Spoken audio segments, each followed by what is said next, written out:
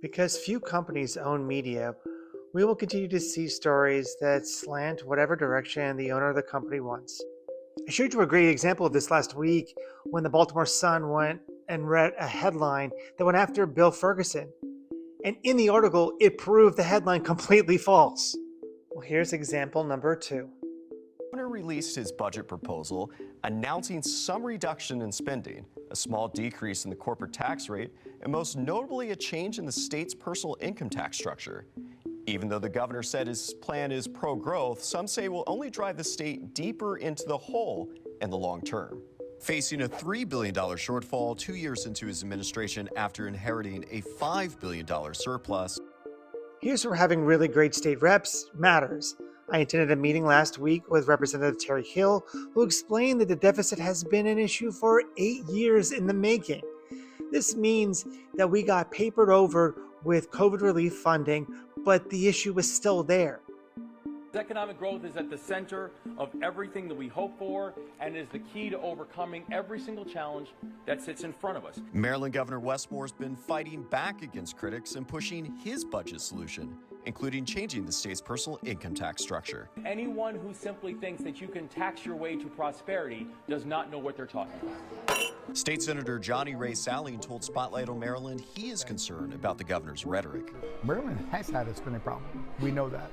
That's why they want to tax and spend. The people who will be really taking on the lion's share of the increase are people who are making over $700,000. Saling said the state's middle class and business owners will ultimately be forced to carry the burden of the governor's income tax plan. I don't see anybody expanding their business in Maryland when you're taxing them or finding a way where you can add more of an income. So inevitably, whenever they sit down with a state representative, I want to know who this person is. Well, Johnny Ray Saling. An interesting man he is. Was in the military for a while, Republican.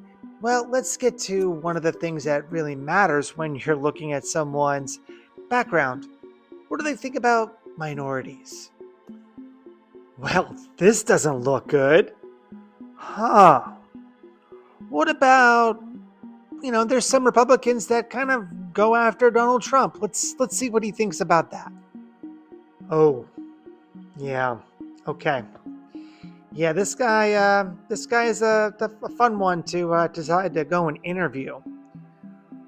He has, on the other hand, talked to labor because he was a labor person before, so I'll give him that. But, that's 2 strikes, my friend. Yeah, and I'm sure that you're not a big fan of the governor. The reporter went on to say that they reached out to the governor's office but didn't hear back. How long did you give him? Really? Did you call him right before you went on air with this news? I know from experience as a communication specialist that if you called my office asking for comment, I would have been able to give you a response on the spot. No need to reach out to the whole team on this one, my guy. Breaking news, water is wet, and this is as predictable as tomorrow has the letter Y in it. Remember what Rep. Hill said. This has been an issue for 8 years. That means that good old Larry Hogan knew about it too. So start throwing those stones at the glass house, because when Fox News and Baltimore Sun get a handle on a story, they're willing to leave out any important information that could be there.